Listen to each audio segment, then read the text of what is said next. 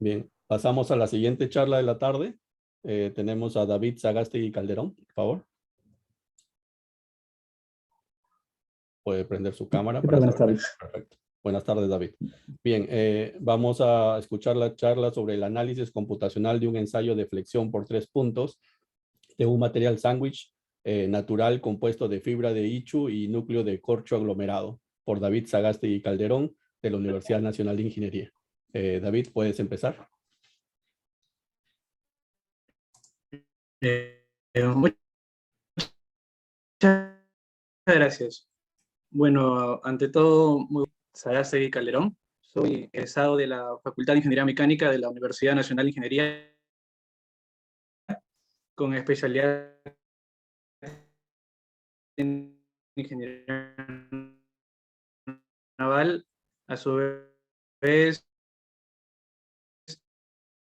eh, soy gerente general de mi propia empresa, Industrias Pangea, donde el tema que durante las 2 últimas décadas es de mucha importancia debido a los acontecimientos por la cual pasa nuestro planeta y por la cual pasamos nosotros como sociedad, ¿no? Debido a ello, he realizado esta investigación denominada análisis computacional de un ensayo de flexión por 3 puntos de un material sándwich natural compuesto de fibra de ichu y núcleo de corcho aglomerado. ¿Cuál es la motivación para poder realizar esta investigación? ¿Qué problemática se busca solucionar? Hoy en día la Tierra afronta un exceso de producción de plástico, no solamente en usos comerciales, sino también industriales, ¿no? Por ejemplo, en el área de la industria naval, se fabrican barcos empleando fibras sintéticas como la fibra de vidrio, fibra de carbono, y a pesar de que esas fibras generan y otorgan una buena capacidad estructural a estas embarcaciones, al final de su tiempo de vida o de operación tienen una baja reciclabilidad, ¿no? Entonces esto se ha convertido en un gran problema. A su vez, cuando estas estructuras son dañadas en su integridad estructural, se fraccionan en pequeñas partículas y las cuales se van depositando en el fondo marino, lo que se conoce como contaminación por deposición, ¿no? Lo que son los microplásticos. Entonces, a raíz de esta problemática, ya muchos investigadores vienen realizando, bueno, valga la redundancia, investigaciones con fibras naturales en los materiales compuestos. Un material compuesto está conformado principalmente por dos cosas, que es una matriz y un refuerzo, ¿no? Los refuerzos son las fibras, que en este caso pueden ser sintéticas o naturales, y una matriz de una resina que puede ser de poliéster o una resina natural. Hay fibras naturales que ya están siendo empleadas, por ejemplo, en la industria naval, la fibra de lino, o en industria, ¿no? O la fibra de coco, entre otros. Para este caso, para esta investigación, he seleccionado lo que es la fibra de ichu. La fibra de ichu, perdón, la fibra de ichu es una fibra que ya viene siendo investigada por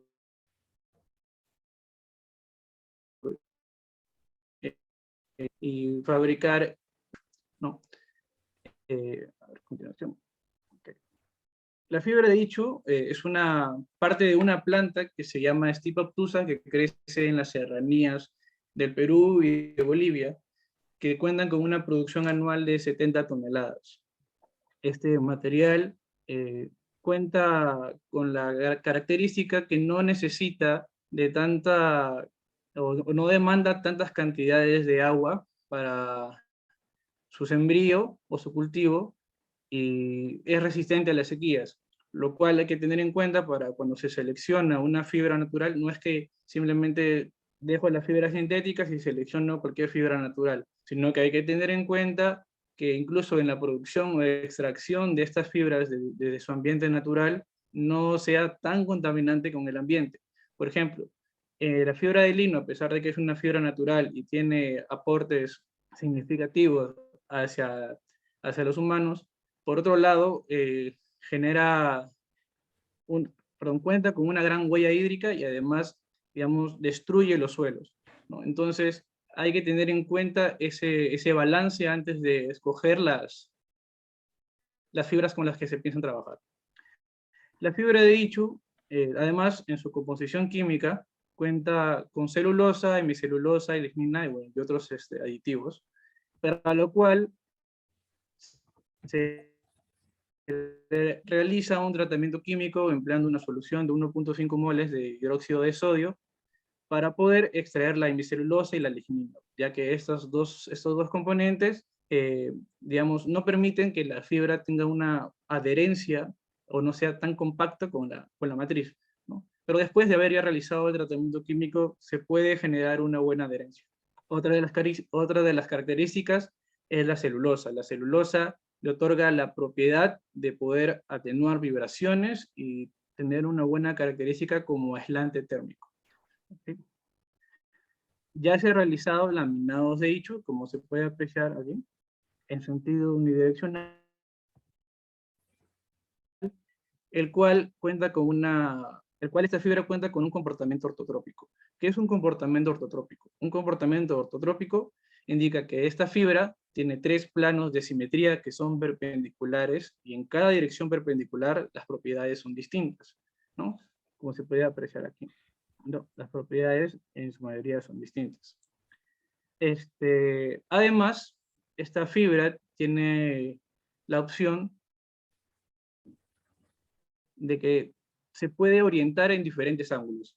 Por ejemplo, en el laminado de abajo se puede apreciar que es unidireccional, ¿no? Es decir, en 0 grados. Pero también esta fibra se puede orientar en direcciones típicas como 0, 30 grados, 45 grados, 90 grados y sus valores negativos, ¿no? ¿Por qué se busca orientar estas fibras? ¿Cuál es la importancia de poder orientarlas? Ya que la fibra se puede comportar de manera diferente dependiendo de las cargas a las que esté sometida. Me explico. En este caso, la matriz está orientada en 0 grados. Si nosotros queremos analizarlo en un análisis de flexión, por ejemplo, puede tener altos valores de resistencia, ¿no? Pero digamos, si yo oriento la fibra en 45 grados o 90 grados y yo veo que al volver a realizar el mismo ensayo me otorga valores mucho mayor que las que he obtenido de una forma unidireccional, entonces para un ensayo experimental, digamos, ya la voy a tomar en cuenta, ¿no? Ya voy a tomarlo como que esta fibra se comporta aún mucho mejor que la unidireccional. Ahora, el corcho aglomerado y sus aplicaciones. Nosotros en Industria Pangea, nosotros ya hemos trabajado con el corcho y también contrastando con la información de otras empresas acerca de sus propiedades mecánicas y térmicas, se puede corroborar, ¿no? Que tienen una alta capacidad a la putrefacción, una alta resistencia a la putrefacción, alta resistencia al fuego, digamos, baja absorción de humedad, lo cual lo hace un material idóneo, no solamente para digamos, para las estructuras que utilizamos aquí en tierra, sino también en mar, ¿no? Por ejemplo, ya se emplea el corcho en lo que son embarcaciones, ¿no? Eso es en un astillero en Alemania, ¿no? Teniendo en cuenta ya estos materiales, eh, eh, teniendo en cuenta estos materiales, se forma una estructura sándwich. ¿Qué es una estructura sándwich? Como se puede apreciar aquí, aquí hay la comparación de laminados y estructura sándwich con diferentes espesores. Un laminado es un conjunto de capas de material compuesto. Es decir, por ejemplo, yo puedo tener una capa de 1 milímetro de espesor, y cuando yo junto más de esas capas hasta formar, digamos, 6 milímetros de espesor, todo eso forma un laminado. Ahora, ya investigaciones previas han demostrado que se puede emplear menos cantidad de capas de laminado y emplear un núcleo con un espesor mayor que pueda doblar el espesor del laminado y se pueda obtener una alta resistencia a la flexión, manteniendo una baja densidad, ¿no? Lo cual es una característica que, al menos en la industria naval, importa muchísimo, ¿no? Ya que si la embarcación tiene menos peso, se puede cargar con más material o más, en caso, por ejemplo, de una embarcación de pesca, se puede cargar con más pescado, ¿no? Que es lo que se requiere en su capacidad de bodega, ¿no? Para esta simulación, se ha empleado una metodología empleada por la norma HTM, que es un ensayo de flexión por 3 puntos, ¿no? Para esta simulación se ha empleado el software Abacus y se ha simulado con 4 capas en la parte superior y 4 capas en la parte inferior y un núcleo de corcho, ¿no? De 20 milímetros, y arriba esas 4 capas tienen aproximadamente 8 milímetros y en la parte inferior también 8 milímetros. En total 36 milímetros, ¿no? La cual tiene una carga que se irá desplazando hacia la parte vertical negativa. Estas 4 láminas que vemos aquí en la parte superior, se ha otorgado diferentes orientaciones, como les mencioné, para poder, digamos, apreciar cómo es que se comporta o si hay alguna implicancia en este tipo de fibras al orientarlas, ¿no? En diferentes ángulos. Se ha orientado en 0, menos 45, 45 y 90 grados. Estas orientaciones son las orientaciones más típicas que se emplean en materiales compuestos, y cabe recalcar que esta estructura es simétrica, por ende las orientaciones que están en las 4 capas superiores también están en las 4 capas inferiores. En las condiciones de contorno se emplean 3 remote points. ¿Qué es un remote point? Un remote point simplifica la simulación de no estar en la obligación de agarrar todos los puntos, sino que todas las condiciones de contorno se concentran en esos puntos. Es decir, en estos casos, en 1 y 2, las condiciones son fijas, tanto en traslación como rotación, no se mueven, ¿no? Y en el punto 3 hay un remote point que se dirige verticalmente hacia abajo unos 5 milímetros, y solamente está fijo en traslación a XY y todo fijo en rotación. Además, se coloca una condición de type, una condición de conexión entre las capas para que los esfuerzos dentro de la simulación se puedan conectar, si no, la simulación no arrojará datos congruentes, ¿no? Para una simulación y un desplazamiento de 5 milímetros, el von Mises es un criterio de falla, ¿no? Con el cual se va a comparar con la resistencia a la flexión de la fibra de Ichu, para ver qué tan segura es la estructura, no sé si es que soporta. Aquí se muestra el resultado para 5 milímetros con un valor máximo de 23 megapascales. Aquí se ha separado todas las estructuras, las 4 láminas superiores, las 4 láminas inferiores y el núcleo de corcho, para poder analizar de manera distinta. Por ejemplo, en la lámina superior, todas estas son laminadas de fibra de Ichu. Se observa que hay un máximo valor de 23 megapascales y poco a poco podemos ver que los valores van disminuyendo, ¿no? ¿Qué quiere decir? Que debido a la orientación de las fibras, estas se comportan de manera distinta conforme la carga se va aplicando. Esas son las láminas inferiores, con un valor máximo de 7.7 megapascales en la última lámina, pero que va variando de acuerdo a las otras capas, ¿no? De acuerdo a los ángulos. Ahora, este valor se compara con el esfuerzo de fluencia que se ha hallado de manera experimental a la flexión, que es de 145 megapascales, y se puede apreciar que el factor de seguridad va a ser alto, ¿no? O sea, la relación entre el esfuerzo de fluencia y el esfuerzo de von Mises nos da el factor de seguridad, ¿no?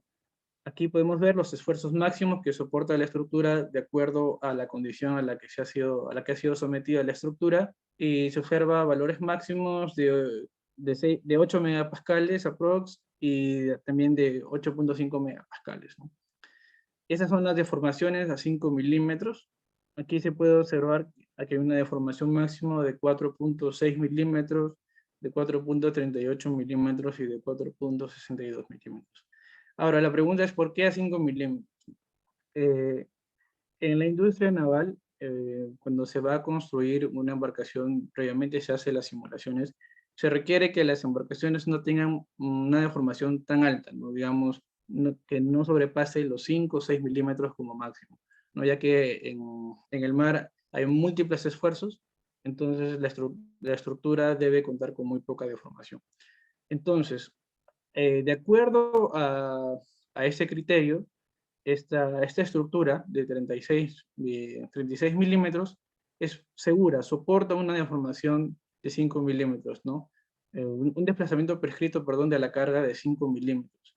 Sin embargo, poniéndonos ya en un caso mucho más crítico, porque sé que hay estructuras que pueden soportar más carga y necesitan ser probadas a mayor desplazamiento, digamos 20 milímetros, 40 milímetros, 50 milímetros, se realizó la simulación hasta este punto, ¿no? De 50 milímetros, un desplazamiento prescrito de 5 centímetros, donde el esfuerzo de von Mises nos arroja un valor máximo de 365 megapascales.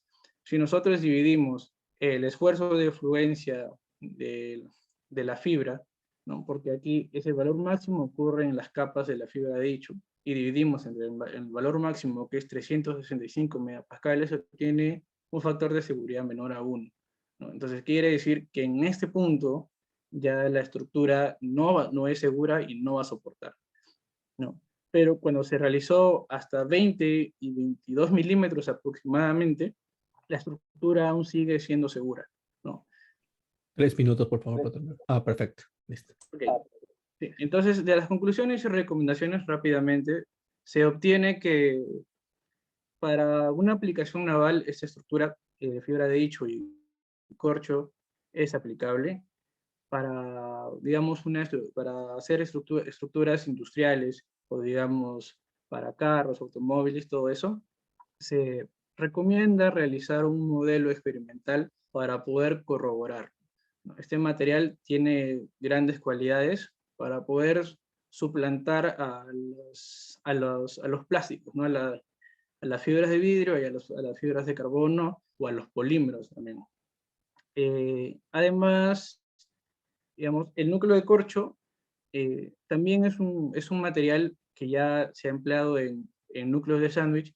También se recomienda probarlo en una simulación o un ensayo experimental de condición de corte, ¿no? Porque eso también es importante, ya que el núcleo, cuando se somete, ese núcleo tiene que soportar, ¿no?